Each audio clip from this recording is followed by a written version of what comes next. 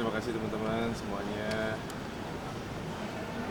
Jadi, Bisa diceritakan sedikit bang kronologis berpulang dari Ayanda bang? jadi papa itu kan kebetulan papa kan emang warga negara kan Norwegia, Oslo. Terus papa juga sebenarnya sudah 2-3 tahun lah tinggal di Thailand, di Hua Hin lebih tepatnya, di Hua Hin. Dan kebetulan 2-3 bulan ini tuh sempat lose kontak. Nah, kita sempat lose kontak. Aku WhatsApp papa, nggak masuk, cuma centang satu. Terus kakak tiri, berarti dari papa, sempat kontak aku kayak, Dek, papa kemana ya? Ini kok nggak ada kabarnya, nggak ada info apa-apa. Kamu dapat kabar gak dari papa? Gitu. Enggak nih, aku juga lagi kontak papa, kebetulan aku nanya buat Christmas. Dia mau kesini nggak? Karena kan terakhir Oktober kabaran sama aku, dia mau ke Jakarta, mau ke Indo. Mau ketemu sama Noah juga, mau ketemu sama Jacob juga, mau ketemu sama anak-anak lah, mau kumpul family lah. Tapi nggak ada kabar nih. Ya udah, akhirnya pokoknya singkat cerita kakak yang cari kabar ke papa, ke pasangan papa yang ada di sana. Akhirnya puji Tuhan dapat kabarnya. Aku baru dikabarin itu, akhirnya kakak ngabarin aku tuh Rabu kemarin,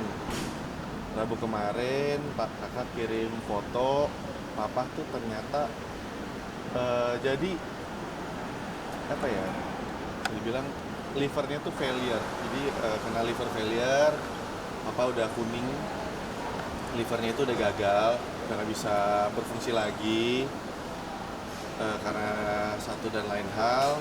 Dan papa tuh nggak bisa gerak, intinya udah bengkak, udah dirawat di rumah atas saran dari dokter juga, dari rumah sakit Hua Hin di situ yang terdekat.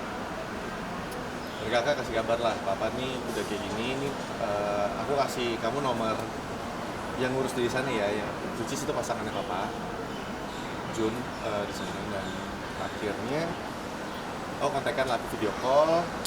Dan kondisi papa tuh udah nggak apa ya, udah nggak fit lagi lah, udah nggak bisa.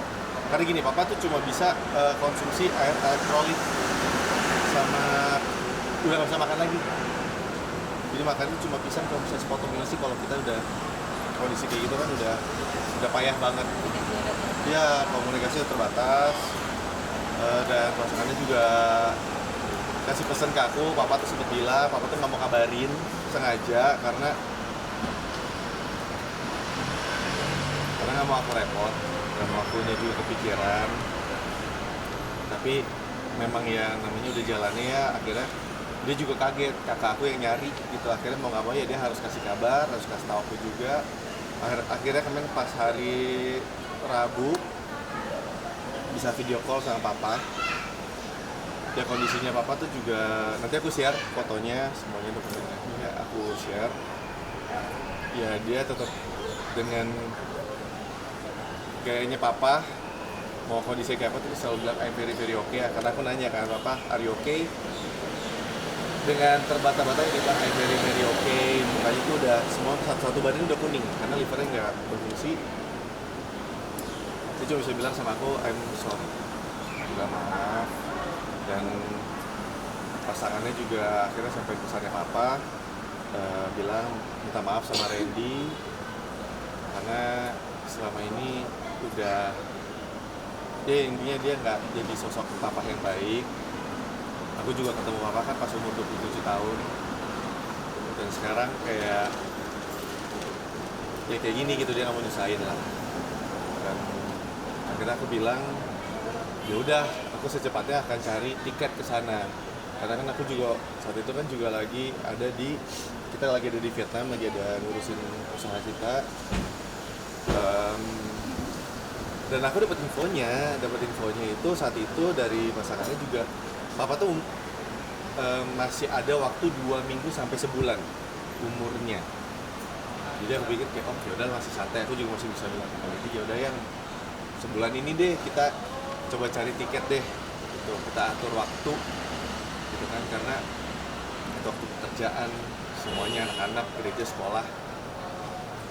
Terus ternyata pas Kamis aku masih teleponan, masih nggak apa-apa, cuma dapat kabarnya masih terus diupdate kondisi papa makin turun. Coba kan aku masih mikirnya masih ada waktu 2 minggu nih, masih ada waktu 2 minggu, ya sebulan lah.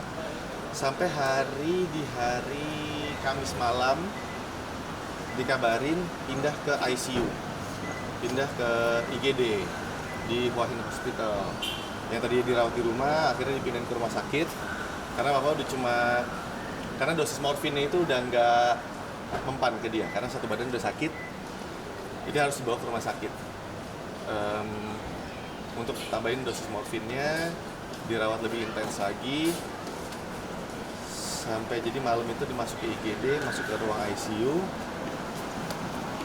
Jumat pagi aku dapat telepon, papa udah pakai support oksigen, video call. Jumat pagi iya papa ya dia bisa bertahan hidup ya karena oksigennya aja.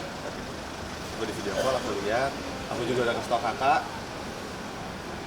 Terus ini mau gimana? Gue bilang apa kita mau ke sana, tapi kan kakak kan juga tinggalnya jauh di Oslo, dan dia untuk kesini kan juga pasti kan butuh waktu lebih lama segala macam semuanya. Kakak ya minta tolong ke aku untuk wakilin keluarga dari Kiernet Family ya buat ngurusin papersnya di Thailand. Yaudah deh, kamu aja yang pergi. Dan setengah 9 pagi lah hari Jumat aku telepon lagi, aku bilang yaudah aku kesana, habis telepon sama kakak terus kesana. Ya itu ada dokternya, pasangannya juga udah ngomong ya waktunya papa tinggal setengah jam atau sejam lagi bertahan hidup. Maafin aku ngomong agak susah karena ya dibilang berat banget. Masih nggak percaya gitu loh, kayak Oktober karena masih nggak kenapa-napa, papa tuh masih Oktober tuh masih sehat, masih teleponan, masih video callan, masih hahaha lah sama kita, masih mau ketemu. Sekarang waktu cuma tinggal sejam. Pokoknya aku dikasih kabar aku bilang ya udah nggak apa-apa, aku video call, teleponnya dikasih ke kupingnya papa, aku doain. Puji Tuhan papa juga udah tahu aku juga lagi aktif di gereja, aku lagi sekolah pendeta, aku lagi ngurus gereja, jadi pasangannya bilang boleh nggak doain papa terakhir kali supaya dia tahu Randy nggak apa-apa, papa boleh pergi ke surga, tenang aja, badan udah nggak sakit lagi. Karena yang memang paling nyiksa dari kondisinya papa tuh dia itu udah nggak bisa gerak, di abdominalnya tuh banyak cairan, itu harus disedot, dan badannya tuh sakit semua. Yang nahan dia untuk nggak berontak tuh cuma morfin. Jadi itu akhirnya aku doain, aku ngomong. Dapat kabar lagi jam 10.15 di WhatsApp, di telepon, setelah video call, setelah doain, terus tutup. Jam 10.15 dapat kabar, dapat foto, papa meninggal jam 10. Dan ada set, ya udah papa meninggal, terus ya udah aku di kondisi dimana hari ini juga aku khotbah pertama, terus kaget aja gitu. Aku telepon Lady juga nggak tahan nangis gitu. Saya lihat aku juga, dia mungkin nggak tahan nangisnya lebih kayak ke kok Randy nggak nangis ya gitu. Bapaknya nggak ada nih, maksudnya kok nggak nangis, karena udah bingung aja mau gimana ya teman-teman ya, kayak mau nangis juga udah bingung. Aku cuma bisa mikirin kayak yaudah gimana aku kesana. Aku nanya, jadi papa tuh pesan terakhirnya maunya dikremasi. Nanti ini lagi diurus papersnya, aku rencananya abu kremasinya aku mau bawa ke Jakarta. Dan ya semoga semuanya lancar. Aku belum tahu juga karena kan aku pesawat itu kan jam 17.45. nanti sampai di sana mungkin besok aku ke kedutaan besar Norwegia di sana ngurus papernya sebagai ahli waris segala macemnya. Baru aku mungkin pas sampai sini mungkin baru bisa update temen-temen lah ini kayak gimana, tapi intinya puji Tuhan semuanya lancar, apa juga lagi diurus semuanya nggak ada masalah apa-apa, semuanya berjalan lancar. Yang paling mungkin bisa aku lega ya papa udah gak sakit lagi ya, cuma yang mungkin aku seselin tuh di momen dia sakit aku nggak ada, di momennya 2-3 bulan itu aku tuh nggak tahu, dan dikarenakan papa tuh nggak mau sampai aku tahu, aku sama kakak tuh nggak boleh tahu.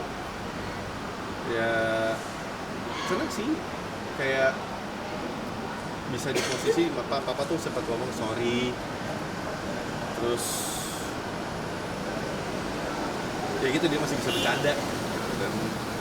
Dan ya udah nggak ada yang perlu sesalin, dia udah happy sekarang, udah nggak sakit lagi. Terus sekarang nih aku Lady sama Noah mau ke sana, kita mau cobain